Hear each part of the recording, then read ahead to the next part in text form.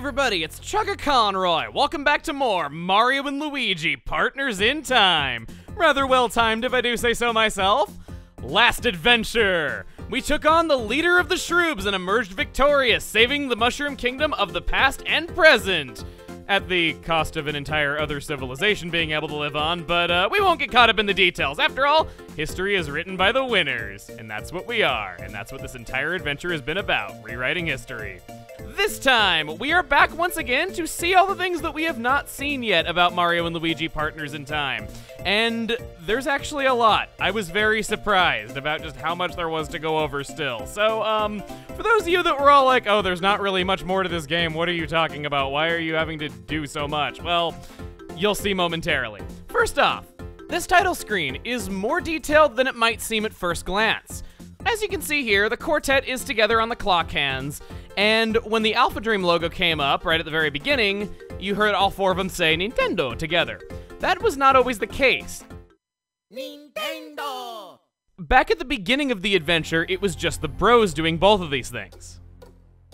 At the very specific point where you can save aboard the Koopa Cruiser when the bros are seemingly dead and you're on your way to go save them as the babies, if you go back to the title screen, Nintendo! To my knowledge, that is the only time this ever happens. Yeah, in fact, I kind of feel like it was a bit of an oversight because the clock hands aren't properly attached to the clock face because it relies on the sprites of the other clock hands being there that the bros ride. But if you try saving with just the babies and leave the bros in another room after this point when the quartet's gotten together for the first time, you don't see this. It shows the quartet together on the title screen anyway after this point, even if they've split up when you saved. This title screen was already super cute, had great music, and was just nice to sit back and watch for a few minutes because it was so good, but this makes it even better. Moving past the title screen, how about we answer a question that I'm sure all of us had had at one point or another. What happens if you grind up on the Shrooblets outside Holly Jolly Village, or excuse me, near Holly Jolly Village is the official name, in order to beat the Shroobs that you're forced to lose to at the beginning of the game? The answer? You can't. The Shrooblets despawn until you complete the area, meaning that you can only fight each of those battles one time before that point, and the highest level that you can possibly reach from beating them all is nowhere near enough to beat those Shroobs. If you were to cheat and win anyway, it actually does not crash the game like a certain other force loss that I'm sure we're all too familiar with. Instead, the color palette on the UFO counting down the turns screws up because it doesn't know how to react to the end battle transition, and then it just treats it as though you lost anyway. And for probably the most pressing thing that I promised are the moves that we didn't get to see just because of a boss fight ending prematurely or because of having bad luck, one or the other. There is one regular enemy with an attack that we did not see, and that is the Thwack Totem. It has a jump attack that creates shockwaves aimed at whichever bro to the corresponding color of Thwack, one or both of them. Pretty basic, but it is pretty cool looking. As for the bosses, there aren't that many that we didn't get a chance to see. First one in chronological order is Sunnyside. He has a different lever that he can pull than the one that makes you have to jump over holes that form in the ground, and he's able to turn out the lights. This will cause boos to come out and you have to repel them with your hammer. Pretty basic. The second one is the one that I was easily the most disappointed about. This one I like a lot. The Shrooboid Brat's main gimmick is that the audience will cheer for what they want him to do. We saw this in that they can do the wave to pass items through sections of the crowd to determine who's gonna get hit by what attack. But they can also just simply hold up cards to vote for who they want to get hit by the next attack that he's gonna dish out. It's a pretty good idea for a boss, and he's probably the coolest boss that we didn't really get much of a chance to see, so there you go, that's what makes him special. Third is this goofy-looking, long-tongued piranha plant that Petey Piranha can summon. You repel it with the hammer, and wow, this requires a lot of hits before it totally goes away. I could see some beginners maybe having some trouble with this one. The fourth and final regular boss move that I wanted to show is basically the same thing, but with a much more fun-looking coat of paint. You play catch with the Shroob Bomb against the Shroobs that are holding him, and you have to repel it an absurd amount of times to completely avoid taking damage. I'm kinda glad I didn't have to deal with this attack on a regular basis, but it is pretty fun. That should be it for all the regular enemies and regular bosses. Moving right along to something that I can't physically show you what it's like at all is an accessory. Specifically, the DS Rumble Pack. I'm willing to bet a lot of you didn't even know that this thing existed, and I can't blame you. I think I only seriously saw it on a store shelf one time in 2005 and then never again. A few dozen games took advantage of this, where it would slot into the Game Boy Advance slot of an early model DS or DS Lite, so that it would give rumble to certain games. Mario & Luigi Partners in Time, as well as Metroid Prime Pinball, were Nintendo's first two big first-party offerings that were meant to take advantage of this peripheral and sell you on it. I suppose it's something that Partners in Time is special in being the only entry in the series to date to have rumble, but I've never personally used one of these, and I could not tell you if it's good or not or serves any functional purpose. It would be kind of nice to have some enemy tells told through rumble, but I don't know if that's the case. These things aren't very expensive or hard to come by, so if you want to try something new in Partners in Time that you've never done before, odds are this is new ground for you. And since we are talking about physical items that have something to do with this game, I want to draw attention to the paper inserts that came in the box, because I have sworn up and down for almost half of my life that there was one time that I was reading through the manual to Partners in Time, and I saw in fine print at the bottom of a page, copyright 2005 Mario & Luigi Partners in Crime. But whenever I tried looking this up on the internet, I could never find it, and when looking through my own copy, I could never find it. After a while, I started to think maybe I just imagined it and it couldn't have possibly happened, but it did actually happen. I was just looking in the wrong place. It's on the sheet for the product registration. You can see it right there. Mario & Luigi, Partners in Crime. I love it. Over the years, it was difficult for me to find anything about this because not only was it not well documented, but the search results were being clogged up not only by fan projects of the same name, but by the news headline for a robbery that took place in New York City in 2009, where the suspects were dressed up as Mario and Luigi for Halloween. I'm sorry, okay, the crime itself is not funny, but the news headline is hilarious. I'm sorry, just, that is the perfect news headline for this. And, well, okay, all this to say that a typo really does exist, kind of, in the game. I want to thank the many people that sent me pictures of this, including SebTH1 on Twitter, whose picture I chose to use for this video. At this point in the final video, I'll be talking about the development history of Partners in Time. I decided to leave it out of this version because it's somewhat of a work in progress, and the purpose of this video is to find out what topics people want me to talk about, and I can assure you that one is in there.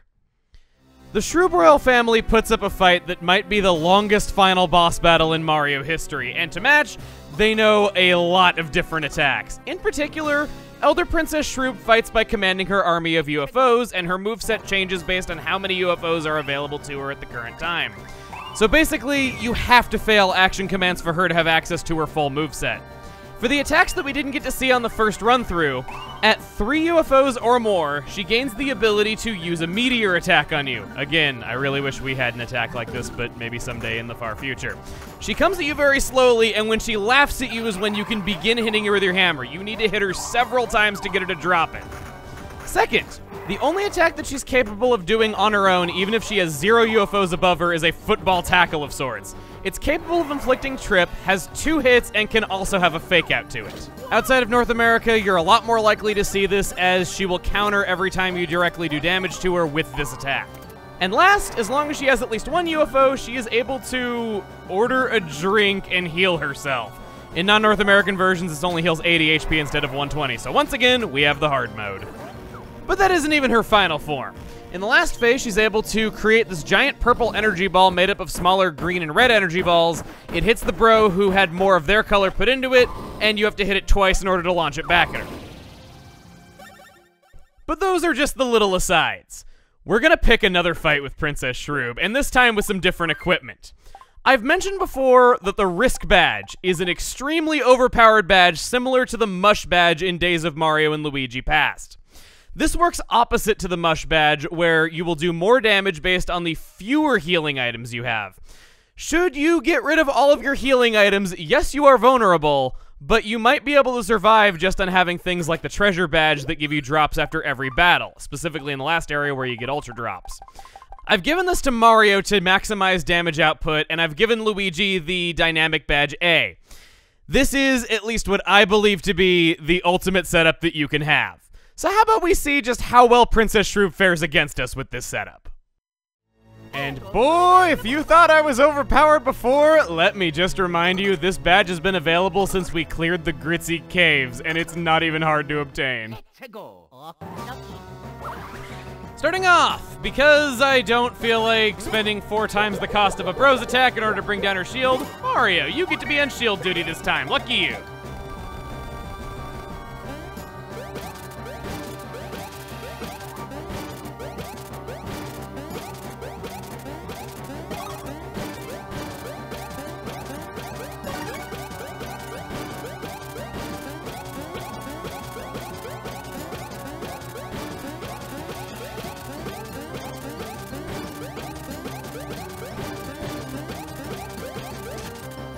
Woohoo! Again, why can't I be that good when it actually does damage? Alright, Luigi, your turn is going to be spent. Let's go ahead and do the red peppers. I don't think that she can full health to death us in one move. If she does, I'll be very ashamed. Star attack, okay, let's just hop over that. It's gonna get harder to do now. Not quite, a little earlier. Nope, a little earlier than that. A little earlier than that. Yes, do it, okay. I feel pretty good about that, and here we go. Trampolines! You and I have had the start of a lovely relationship, so how about we continue said relationship with a second outing?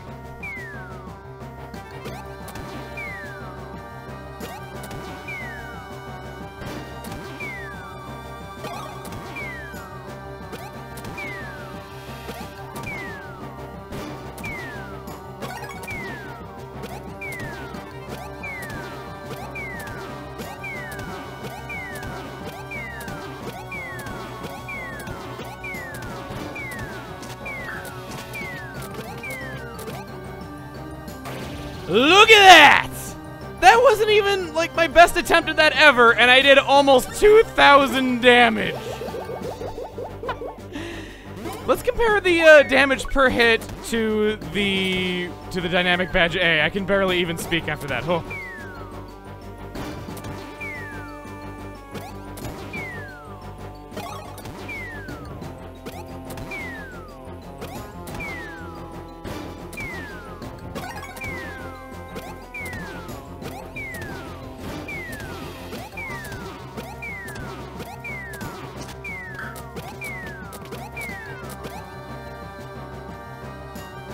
She should only have 300 HP left at this point. If she did a counterable attack, we could probably finish her off right here and now.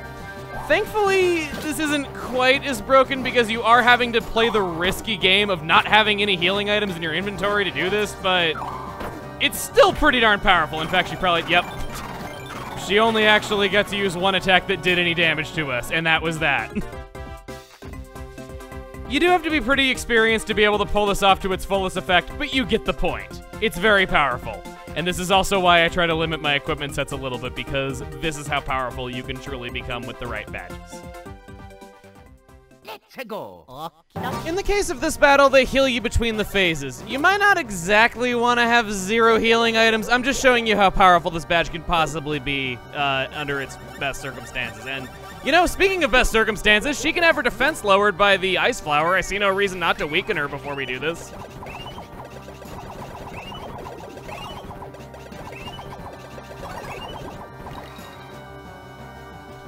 Without even having the buff, I did almost 500 damage with the Ice Flowers just to get her defense down. That is pretty darn amazing. How about we go ahead and go for the red peppers? And, okay, 2 UFOs. You're helping me out. Only shooting stars break the mold. And I only get 1, okay. Not like I'm gonna use this red shell, but hey, I guess it looks nice. All right, so chain chomp. Going to Mario, coming back out, going to Luigi. Gotcha. Let's freaking do this. You know what, actually, let's give the Copy Flowers a chance. Trampolines might be fun, but that doesn't mean they should be allowed to have all the fun now.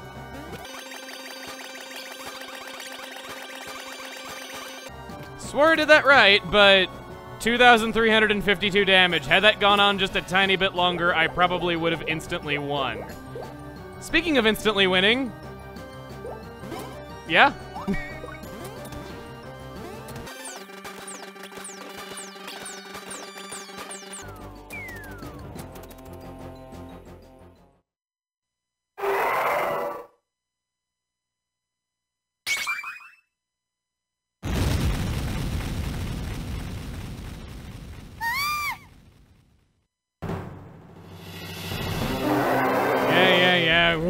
yourself. Here we go. So, jump over that, jump over that. I do have to be a little bit careful right here, because she does get to attack at the beginning of the fight. She's probably going to hit us a few times. Okay, there. Nope. Okay, here comes the tentacles you gotta jump over. Only 2 this time.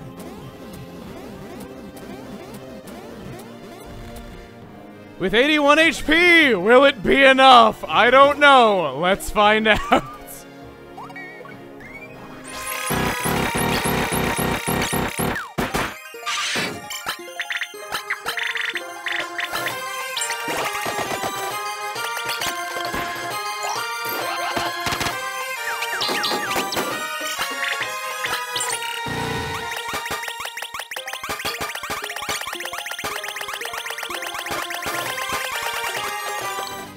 2,133. I think after this next hit, that might be it already.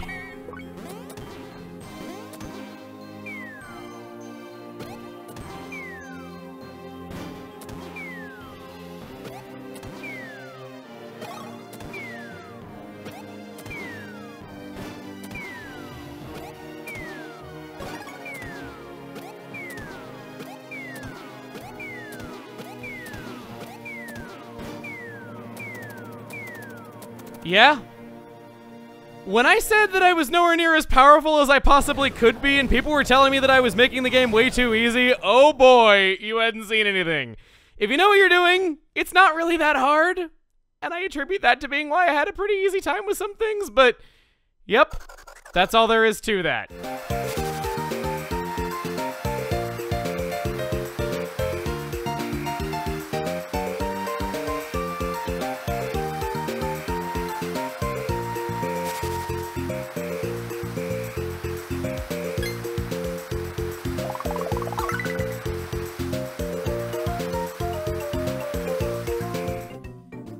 Seeing this ending again is great, but I feel like it's missing something.